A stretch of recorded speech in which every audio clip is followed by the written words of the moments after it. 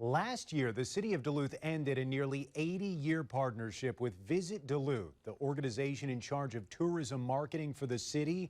Twin Cities-based firm Bellmont Partners took over those duties this year. We now have some results to judge how the firm performed. Northern News Now's Larissa Millis takes a look. From sporting events to outdoor recreation, Duluth city leaders say the area offers a lot to tourists. And with pandemic shutdowns in the rearview mirror, they say things are getting back up to speed. We're seeing really strong rebound from what we saw with the pandemic. Tricia Hobbs with the city spoke at a tourism update luncheon Wednesday.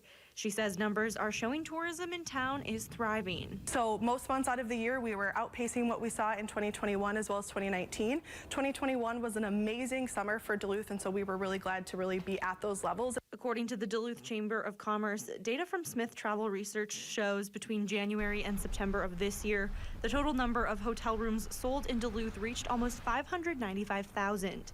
Between January and September 2019, that number was about 589,000.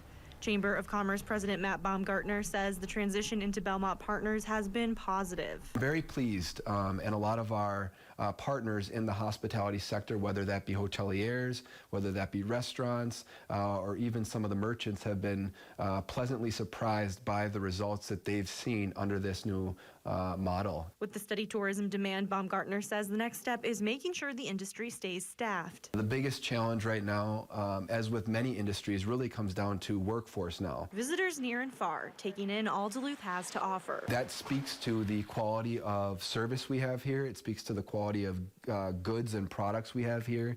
It, of course, speaks to the natural amenities and beauty that we have here. In Duluth, Larissa Millis, Northern News Now.